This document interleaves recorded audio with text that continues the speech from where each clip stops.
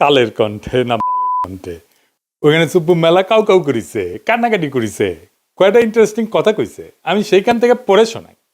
আমি নির্দ্বিধায় বলতে পারি ওই কঠিন সময়েও বিএনপির শীর্ষ নেতৃত্ব আমার পাশে ছিলেন। তারা তখনও সংবিধানের ধারাবাহিকতা অক্ষুণ্ণ রাখার বিষয়টি আমার কাছে স্পষ্ট ভাষায় ব্যক্ত করেছেন।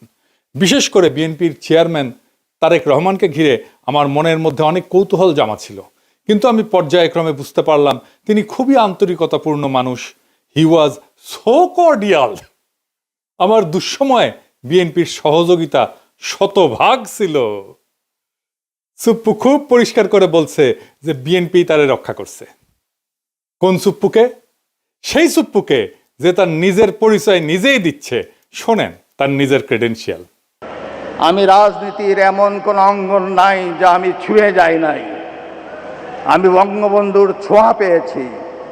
আমি আমার জীবদ্দশায় পরপর 6 বার বঙ্গবন্ধুর দেখা পেয়েছি। বঙ্গবন্ধু আমাকে নাম ধরে ডেকেছেন, এই চুপ্পু তুই এদিক আয়, এই চুপ্পু তুই মাঠে আয়। আমি বঙ্গবন্ধুর 6 দফার ভাষণ শুনেছি। আব্দুর রব বগা মিয়ার বাড়িতে আমি গিয়েছি, আমার প্রতিবেশী। ওখানে আমি দুপুরে ভাত খেয়েছি বঙ্গবন্ধুর সাথে। শুনিছেন কি বিশাল ক্রেডেনশিয়াল? মানে কার সাথে কই ভাত খেয়েছে সেটাও তার বড় যোগ্যতা।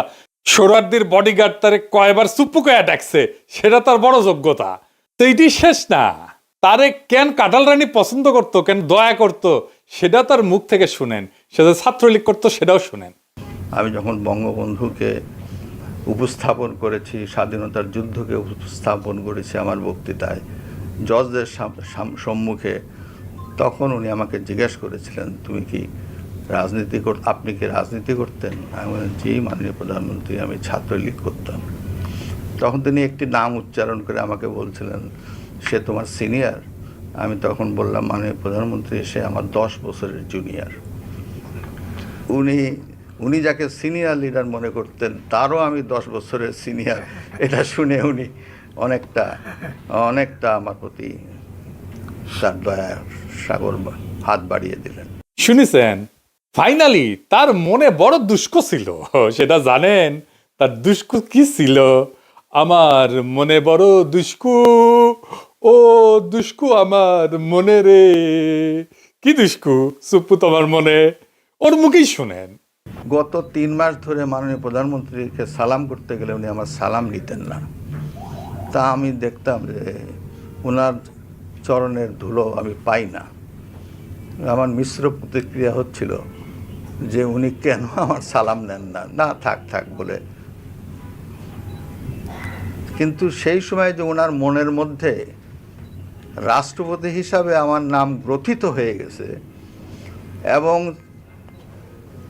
সেজন্যই যে উনি আমার সালাম নেওয়াটা বিব্রতকর মনে করতেন, এটা তো পরে বুঝলাম। আগে তো বুঝতাম উনি আমার পর বিরক্ত। শুনেছেন তার দুষ্কু কেন কাঁঠাল রানী তারে পায়ের ধুলে নিতে দেয় না? এই কিসিমের একটা মানুষের রাখার জন্য বিএনপির কি আকুলতা ব্যাকুলতা। আমি যখন কইতাম সুপ্পু ওয়াকার আর বিএনপি বরাবর হয়ে গেছে, তার প্রমাণ পাইলেন তো। সুপ্পুর কপালে যে দুষ্কু আছে এটা আমি কলে 2023 সালে ওই প্রেসিডেন্ট হওয়ার টাইমে কইছিলাম। শুনেন, হাসিনা নিজেও জানে সে নির্বাচনের সময় ক্ষমতায় থাকতেছে না, তাই তার একখান হিসু করে প্যান্ট না ভিজানো প্রেসিডেন্ট দরকার। সেজন্যই সুপ্পু। তাই সুপ্পু না সুপ্পু হইল প্রেসিডেন্ট, কিছু আসে যায় না। এই সুপ্পু যতই অনুগত হোক, একটা ফেয়ার নির্বাচনের পরে নেক্সট সরকার প্রথম যে অধিবেশনে বসবে সেই অধিবেশনে যে বক্তৃতা দেবে না সুপ্পু, সেটা আইন অনুসারে বিজয়ী দল যেভাবে লিখে দেবে সেভাবে পড়তে সুপ্পু বাধ্য হবে। তারপরে কিন্তু বিজয়ী দল ইমপিচ করতে পারবে। সুপ্পুরে ইমপিচ করার মতো মেলা জিনিস আছে কিন্তু বিরোধী দলের হাতে। সুপ্পুর কপালে আগের দুঃখ আছে, হাসিনা বুঝবে আয়রে কি শখ কইরা আমি বানাইছিলাম প্রেসিডেন্ট, সে এখন আমার গালি দিতেছে সংসদে দাঁড়ায়। তা আজ দেখলাম খুব হাসতেছে সুপ্পু। হ্যাঁ আইসা নাও, পরে কান্দিবা, যত হাসি তত কান্না, কইয়া গেছে রামসন্না। শুনিছেন? ঠিকই গুনে গুনে 3 বছর আগে কইছিলাম কলে মিলিল এবার। এখন দেখা যাক বিএনপি কি ড্রাফট করে দেয় তার বক্তৃতার খেয়াল রাখেন। বিএনপি গলে কর চেষ্টা করবে বক্তৃতা ড্রাফট সুপ্পু নিজে করিছে, আমরা কিছু কই নাই, নিজে ড্রাফট করে না আইন অনুসারে প্রেসিডেন্ট। আগে জানায় রাখলাম জুলাই বিপ্লব নিয়ে কি বলে সুপ্পু, জুলাই সনদ নিয়ে কি বলে, হাসিনার ফ্যাসিবাদ নিয়ে কি বলে, গুমখুন নিয়ে কি বলে, হাসিনার বিচার নিয়ে কি বলে, এগুলা খেয়াল রাখবেন, কারণ ওইটা ড্রাফট করে দেবে বিএনপি নিজে, তারেক রহমান ওটা অ্যাপ্রুভ করবে। এটা মাথায় রাখেন সুপ্পু কি বলে সেটাই বিএনপির কথা। সুপ্পু এটা চোর, ঘুষখোর, অর্থ পাচারকারী, দাগি অপরাধী এবং মিথ্যাবাদী। জেনে বুঝে বলতেছি, ওই তো দুবাইয়ের রেসিডেন্ট, জানেন না? ও দুবাইয়ের রেসিডেন্ট কলে ওই বিচারক হিসেবে প্রথম কর্মজীবনে ছিল চরম ঘুষখোর এবং দুর্নীতিগ্রস্ত এক অমানুষ, টাকার বিনিময়ে রায় বিক্রি করত। তার দ্বিতীয় কর্মকর্তা হচ্ছে দুদকে যোগ দেওয়ার পরে দুর্নীতির মামলা এবং অভিযোগ ফয়সলা করত অর্থের বিনিময়ে, টাকা পয়সার বিনিময়ে। এ প্রসঙ্গে আবার পরে আসবো। আর তৃতীয় কর্মস্থল হচ্ছে এস আলমের দখলকৃত ইসলামী ব্যাংকের ভাইস চেয়ারম্যান ছিল, দেশের ব্যাংকিং সেক্টরে লুটপাটের শীর্ষ সহযোগী ছিল সে।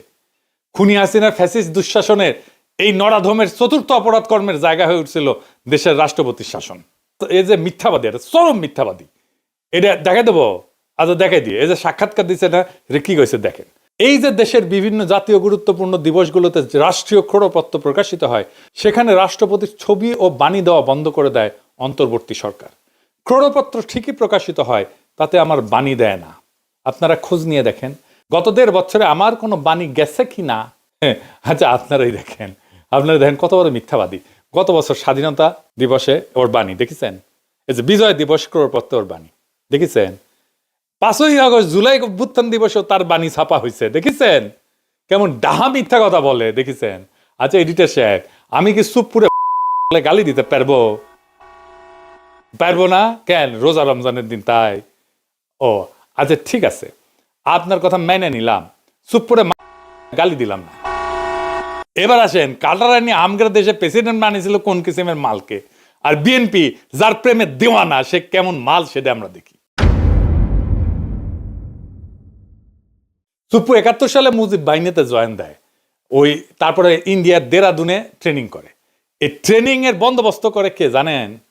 ভারতীয় গোয়েন্দা বাহিনী এর জেনারেল উবান, সে ছিল ট্রেনার।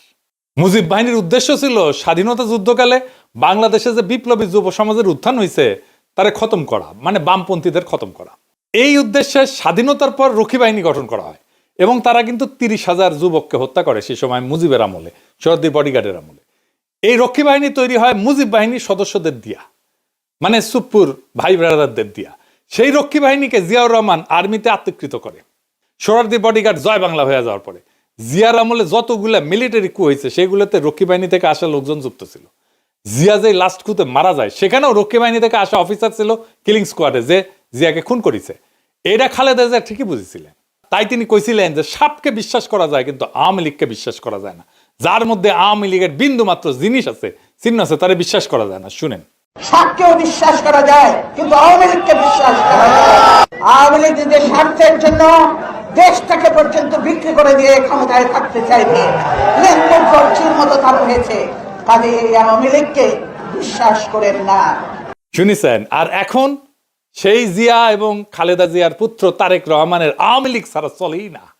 হ্যাঁ, যাই হোক, সুপ্পুতে ফিরে আসি।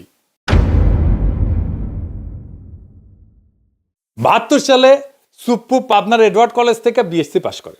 ওই পরীক্ষাটা ছিল নকলের জন্য বিখ্যাত, একেবারে আপনারা সবাই জানেন, মুরব্বীদের জিজ্ঞেস করেন, সব কটা নকল করে পাশ করেছে। 75 সালে সে পাবনার আমিন উদ্দিন আইন কলেজ থেকে LLB ডিগ্রি পায়, মাশাআল্লাহ। 82 সালে সে BCS বিচার ক্যাডারে যোগ দেয়, একটা স্পেশাল ক্যাডার সার্ভিস হয়েছিল। পরবর্তীতে জেলা জজ হিসেবে দায়িত্ব পালন করে। এই হইল দিয়া তার বিদ্যা অভিজ্ঞতার দৌড়। আগে যারা বিচার বিভাগ থেকে রাষ্ট্রপতি হয়েছিলেন তাদের শিক্ষা জীবনের সঙ্গে এই নকল বা সুপ্পুর তুলনা করলে লজ্জায় মাটিতে মিশা যাওয়া ছাড়া আর কোনো উপায় থাকে না।